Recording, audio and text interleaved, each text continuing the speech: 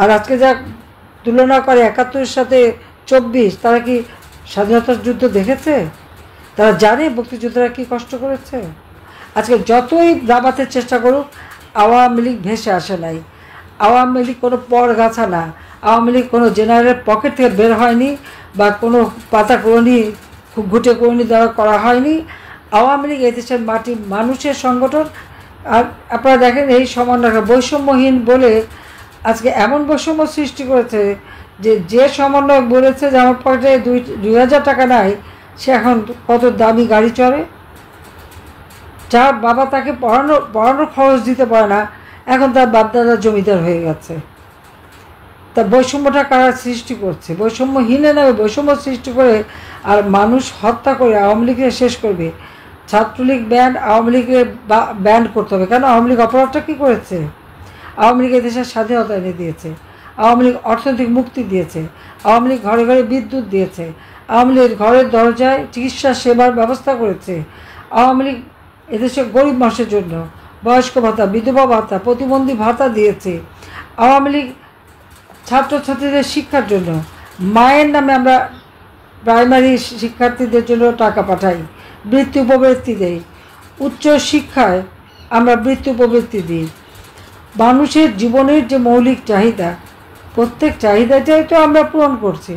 আজকে আমরা খাদ্য উৎপাদন বৃদ্ধি করেছি, পুষ্টি নিশ্চয়তা দিয়েছি, আমিষের ব্যবস্থা করেছি। শুধু আমরা দেশের মানুষ না, যেন আমাদের সেনাবাহিনীতে আগে কখনো ভাত দেওয়া হতো না দুপুরে, আমরা ভাতেরও ব্যবস্থা করেছি, আমিষেরও ব্যবস্থা করেছি। পুলিশ কখনো রেশন মাত্র 20% পেত, আমরা পূর্ণাঙ্গ রেশনের ব্যবস্থা করেছি।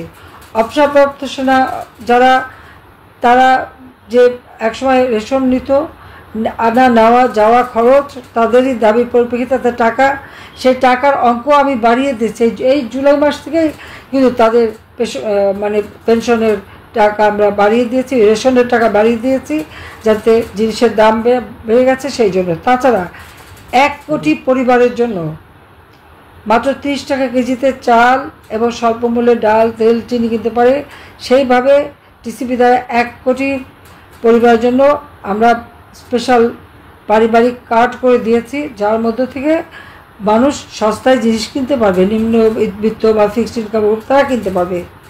আজকে সেটা দেওয়া তো বন্ধ করেছে, আবার এখন যেটুকু দিচ্ছে তাও সে 1 কোটি মানুষকে না, সেখান থেকে অনেক মানুষের নাম বাদ দিয়ে, কিন্তু টাকা তুমি বাজেটে ধরে রেখে এসেছি, তো সে টাকা গেল কোথায়, সেটাই প্রশ্ন।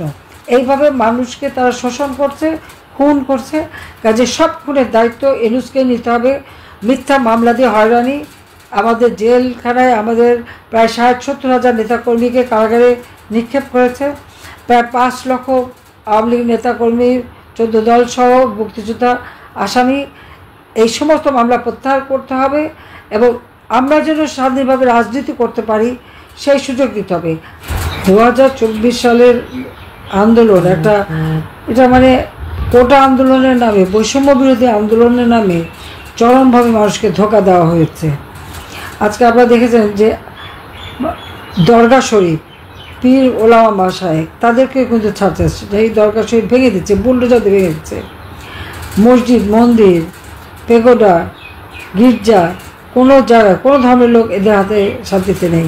এই ইউনূস একটা সুদখোর, জনগণের টাকা আত্মসাৎ করে এবং বিদেশিদের দালালি করে বিদেশিদের কাছ থেকে অর্থ নিয়ে এই বাংলাদেশটাকে ধ্বংস করা শুরু করেছে। আপনারা খেয়াল করে দেখবেন যে 15 জুলাই থেকে যে হত্যাযজ্ঞ, খুন, আগুন, বিভিন্নভাবে যে মানুষের ক্ষতি, যারা এই সমস্ত ক্ষতি করেছে, যারা মানুষ হত্যা করেছে, তাদেরকে ইউনূস দায় মুক্তি দিয়েছে। দায় মুক্তি দেওয়ার অর্থ হলো এই যে পুলিশ হত্যা, আওয়ামী লীগ নেতাকর্মী হত্যা, মেট্রো রেলে আগুন, সারা বাংলাদেশে আওয়ামী লীগের প্রত্যেকটা মানুষের ঘর বাড়ি, ব্যবসা প্রতিষ্ঠান, দোকানপাট যা আগুন দিয়ে জ্বালিয়ে পুড়ে ছারখার করেছে। অথচ এইসব হত্যার কোনো বিচার হবে না, মামলা করা যাবে না, মামলা দেবে না। আবার মুখে বলে না অনলাইনে মামলা করলে হয়, অথচ সবাই জানে যে মামলা করতে গেলে উল্টো আরও মামলা খেতে হয়। এই অত্যাচার নির্যাতন তা চালিয়ে যাচ্ছে। 2009 সাল থেকে 2021 সাল আমরা 2020 সালে জাতির পিতার জন্মশতবার্ষিকী 21 সালে স্বাধীনতার সুবর্ণ জয়ন্তী যখন আমরা পালন করি, সুবর্ণ জয়ন্তী যখন পালন করি, তখন বাংলাদেশ উন্নয়নশীল দেশের মর্যাদা পেয়েছে। উন্নয়নশীল দেশের মর্যাদা পেতে হলে জাতিসংঘের স্পেশাল কমিটি আছে, সেই কমিটি যাচাই বাছাই করে এবং সেখান থেকে কোন কোন ক্ষেত্রে দেশ উন্নত হয় সেটার উপরে বিচার করেই তারা কিন্তু এই মানে মর্যাদাটা দেয়। এবং এটা কিন্তু 2 বছর পর পর বা প্রতি বছরই, যখনই আমরা মধ্যম আয়ের দেশে উন্নীত হলাম 2015-তে, তারপর উন্নয়নশীল দেশের মর্যাদা পেলাম, ধাপে ধাপে দেশকে আমরা উন্নত করলাম এবং এর সুফলটা কিন্তু দেশের জনগণ ভোগ করেছে। বাংলাদেশের অর্থ সামাজিক উন্নয়নটা হয়েছে, আর্থসামাজিক উন্নয়ন আমরা করতে পেরেছি। কোনো মানুষের খাবারের অভাব ছিল না, প্রত্যেক ঘরে বিদ্যুৎ দিয়েছি, যোগাযোগ ব্যবস্থার উন্নতি করেছি, শিক্ষার পথ সুযোগ করে দিচ্ছি, এখন গ্রাম পর্যায় পর্যন্ত স্কুল, কলেজ, মসজিদ, মাদ্রাসা, এমনকি সব জায়গায় আমরা উন্নতি করেছি। তাছাড়া অন্যান্য ধর্মে যারা, তাদেরও সেই ধর্মীয় শিক্ষা বা ধর্ম পালনের স্বাধীনতা, সেই ব্যবস্থাটা আমরা করে দিয়েছিলাম। একটা অসাম্প্রদায়িক চেতনায় বাংলাদেশ গড়ে উঠেছিল। আজকে যতই দাবাতের চেষ্টা করুক, আওয়ামী লীগ ভেসে আসে নাই। আওয়ামী লীগ কোনো পরগাছা না, আওয়ামী লীগ কোনো জেনারেলের পকেট থেকে বের হয়নি বা কোনো পাতা করণী, ঘুটে করণী দ্বারা করা হয়নি। আওয়ামী লীগ এদেশের মাটি মানুষের সংগঠন, মাটি মানুষের অধিকার প্রতিষ্ঠা করে করার জন্য আওয়ামী লীগের জন্ম। আওয়ামী লীগ স্বাধীনতা এনে দিয়েছে, অর্থনৈতিকভাবে উন্নতি করে দিয়েছে ইনশাল্লাহ। দারিদ্রের হারও আমরা কমিয়েছিলাম, এখন ইউনিভার্সিটি তাও বাড়িয়ে দিয়েছে। এবং এর পিছনে একটা কারণটা জানেন, সে দারিদ্রের হার বাড়াচ্ছে আর মানুষকে নিঃস্ব করে দিচ্ছে কেন? সে যে অল্প ক্ষুদ্র ঋণ দেবে আর মোটা অঙ্কের সুদ খাবে, এই আশায়। আজকে যদি দারিদ্রতা কমে যায়, তা তার সুদের ব্যবসায় ভাটা পড়বে। সেই জন্য আবার এদেশের মানুষকে তারা গরিব করতে চায়। কাজে এই সুদখোর, খুনি, জঙ্গি দেশ ছেড়ে দিয়েছে, জঙ্গিদের উপর নির্ভর করে দেশ চালায়। কাজে খুনি, জঙ্গি, ইনুস, এর হাত থেকে দেশকে রক্ষা করতে হবে, একে ক্ষমতা থেকে সরাতে হবে। কাজে এর জন্য আমাদের সকলকে এক হয়ে মাঠে নামতে হবে। আমি একটা কথা বলি যে আমাদের ঘর বাড়ি সবই তো শেষ, এমনকি জয় পুতুল তার বাবার বাড়িটা, ডক্টর অজয়ের বাড়ি, সেটাও প্রথমে আগুন দিয়েছে, সেটাও ভেঙেছে। আজকে আমার বাবার সেই 32 নম্বর বঙ্গবন্ধু স্মৃতি জাদুঘর আমরা করে দিয়েছিলাম। ওই বাড়ি থেকে জাতির জনক বঙ্গবন্ধু শেখ মুজিব স্বাধীনতা ঘোষণা দিয়েছেন, আমি আর রেহানার সিদ্ধান্ত নিয়েছিলাম। আমার বাবা তো তার জীবনটা জনগণের জন্য উৎসর্গ করেছেন, কিন্তু জনগণের, এদেশের মানুষকে তিনি ভালোবেসেছেন। কিন্তু বলছেন যে মানুষকে গভীরভাবে তিনি ভালোবাসেন। কাজে এই সম্পদ তো আমাদের না, এই সম্পদ বাংলাদেশের জনগণের। বঙ্গবন্ধু মেমোরিয়াল ট্রাস্ট করে আমরা এই বাড়িটা জনগণকে দান করে দিয়েছিলাম, স্মৃতি জাদুঘর করে দিয়েছিলাম। কি দুর্ভাগ্য, সেই বাড়িটা প্রথম আগুন দিল, তারপর হাতুড়ি দিয়ে পিঠে পিঠে আর বোল্ডোজার দিয়ে বাড়িটা ভাঙলো। পুলিশ ওখানে দাঁড়িয়ে আছে, সেনাবাহিনী গেল, সেনাবাহিনীকে ভুয়া ভুয়া বলে তারা অপমান করলো। আমি যাই না, এই সেনাবাহিনী সেখানে সদস্য দাঁড়িয়ে থাকলো, তারা একটু শব্দ করলো না।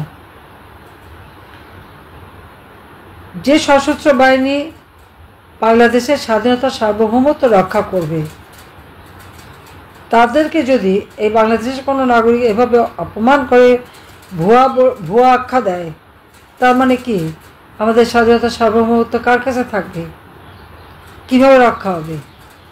আর আমার অবাক লাগে যে যারা এইভাবে সেনাবাহিনীর সদস্যদের এই ভুয়া বলে অপমান করলো, এমনকি সেনাপ্রধানকে চ্যালেঞ্জ করলো, তাদের বিরুদ্ধে কিন্তু কোনো ব্যবস্থাই নেওয়া হলো না। এরকম মেরুদণ্ডহীন হলে দেশের স্বাধীনতা সার্বভৌমত্ব রক্ষা করবে কিভাবে? সেটাই আমার প্রশ্ন। চোখের সামনে কারো বাড়ি ভাঙছে, এই অন্যায় কাজ দেখে দাঁড়িয়ে থাকলে তাহলে দেশ যখন কোনো আক্রান্ত হবে, তাহলে তখনই কি দাঁড়িয়ে থাকবে? কিভাবে রক্ষা করবে? যারা দেশের একটা সম্পদ রক্ষা করতে পারে না। আজকে একটা মানুষের বাড়ি ঢুকে ডাকাতি হয়, খুন হয়, আবার সে বাড়ি লুট হয়, আবার বাড়ি ভেঙে ফেলা হয়, আগুন দিয়ে পোড়ানো হয়। সেখানে কোনো বাধা নাই, তাদের বিরুদ্ধে কোনো ব্যবস্থা নাই। আইন আছে, আর্মি রুল অ্যাক্ট আছে, আমাদের সংবিধান আছে, আমাদের সিআরপিসি আইন আছে, ফৌজদারি অপরাধ করে সে আইন আছে। একটার পর একটা খুন করে যাচ্ছে, পা বেঁধে ঝুলিয়ে রাখছে। আজকে পুলিশ হত্যার বিচার হবে না, আওয়ামী লীগ নেতাকর্মী হত্যার বিচার হবে না। হ্যাঁ, কয়েকজনকে পেয়েছে, শহীদ হয়েছে বলে ঘোষণা দেওয়া হয়েছে। তার মধ্যে অনেকে তো আবার জীবন্ত হয়ে ফিরেও এসেছে। আমি যাদের হত্যা করেছি তারা কিন্তু ফিরে এসেছে। তো সেখানে আমার প্রশ্ন, যে যাদের হাতে হাতুড়ি দিয়ে এই 32 নম্বর ভাঙলো তাদেরকে আবার সম্বর্ধনা দেয় সেনা সদরে, এটা কেমন ধরনের কথা? এটা কী ধরনের বিবেচনা? এই আওয়ামী লীগ তো দেশ স্বাধীন করেছে, ওই বাড়িটার থেকেই তো স্বাধীনতার ঘোষণা হয়েছে। আর স্বাধীনতার ঘোষণা হয়েছে বলেই আজকে সে সেনাবাহিনী হোক বা আমাদের পুলিশ বাহিনী হোক অথবা আমাদের সিভিল প্রশাসন হোক, আজকে যারা সচিব, সিনিয়র সচিব অথবা জেনারেল, মেজর জেনারেল বা লেফটেন্যান্ট জেনারেল বা জেনারেল হয়েছেন, বাংলাদেশ স্বাধীন না হলে কি এই জায়গায় কেউ উঠতে পারতো? পুলিশের আইজি বাংলাদেশ স্বাধীন না হলে কি হতে পারতো? পাকিস্তান আমলে কি ছিল?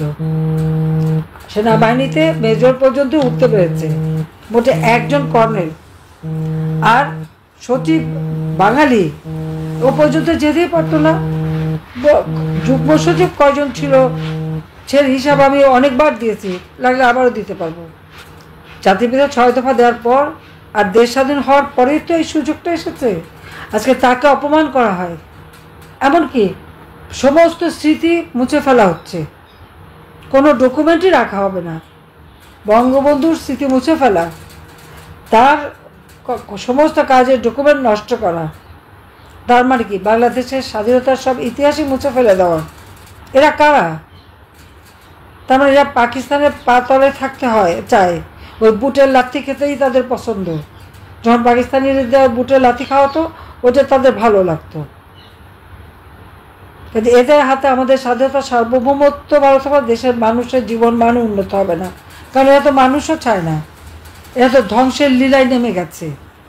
এটাই হচ্ছে সব থেকে লজ্জার বিষয়। আজকে 5ই আগস্ট আমাদের 2 বোনকে হত্যা করবে, এই প্ল্যানটাই তাদের ছিল, এবং যেভাবে তাদের বাধা দেওয়ার কথা সেই বাধাটাও দেওয়া হয়নি। আমার যারা নিরাপত্তায় ছিল সবাই ছিল, তাদেরও তো জীবন আছে, আর আমাদের জন্য তাদের জীবনটা চলে যাবে। মাত্র কয়েক মিনিটের জন্য আমরা রক্ষা পেয়েছিলাম, মাত্র কয়েক মিনিটের জন্য। তবে আমি বিশ্বাস করি আল্লাহ যেমন গ্রেনেড হামলা আমাকে বাঁচিয়েছিল, সরাসরি গুলিতে বাঁচিয়েছিল, সেই 76 কেজি ওজনের বোমা থেকে বাঁচিয়েছিল, এবারেও কিন্তু আল্লাহর ঠিকই আমাকে বাঁচিয়ে এনেছে আমাদের 2 বোনকে। তার মানে নিশ্চয়ই কোনো কাজ, ভালো কাজ আমাকে দিয়ে করাবে, আল্লাহ রাব্বুল আলামিন আমাকে দিয়ে কোনো ভালো কাজ করাবে বলেই আমাকে জীবনটা বাঁচিয়ে রেখেছে। তবে বাবা, মা, ভাই সব হারিয়েছি, আজকে ঘর ছাড়া, বাড়ি ছাড়া। হ্যাঁ, ভালো আছি, যেখানে আছি তারা অনেক সম্মানে রেখেছে, তারা আমাদের মহান মুক্তিযুদ্ধে আমাদেরকে সহযোগিতা করেছে, আবার 75 পরেও সহযোগিতা করেছে, সবসময় আমাদের পাশে থাকে। কিন্তু সেটা তো বড় কথা না, যে দেশ আমার বাবা স্বাধীন করে গেছেন, আর সেই দেশে আমাদের ঘর বাড়ি সব কিছু জ্বালিয়ে পুড়িয়ে ছাড়খাড়, আওয়ামী লীগের নেতাকর্মীদের বাড়ি ঘর পুড়িয়ে ছাড়খাড়, জেল জুলুম, অত্যাচার, নির্যাতন কেন করা হচ্ছে? এই স্বাধীনতা কারা এনেছে সে কথা একবার ভেবে দেখবে না? আর আজকে যা তুলনা করে 71-এর সাথে 24, তারা কি স্বাধীনতার যুদ্ধ দেখেছে? তারা জানে মুক্তিযোদ্ধারা কি কষ্ট করেছে? তাদের দুঃসাহস কী করে হয় মুক্তিযোদ্ধাদের অপমান করে? যারা করছে তাদের প্রত্যেকের চেহারা চিনে রাখেন, নিশ্চয় আল্লাহ দিন দেবে, প্রত্যেকটা জবাব আমরা নেব। আল্লাহ সেই জন্যই বাঁচিয়ে রেখেছে, এবং বাংলাদেশের মানুষের জীবনে আবার শান্তি, নিরাপত্তা, অর্থনৈতিক সমৃদ্ধি ফিরিয়ে আনবো, ইনশাআল্লাহ সেটা ফিরিয়ে আনবো, এটাই আমাদের প্রতিজ্ঞা। আপনাদের সবাইকে ধন্যবাদ। জয় বাংলা, জয় বঙ্গবন্ধু, বাংলাদেশ চিরজীবী হোক।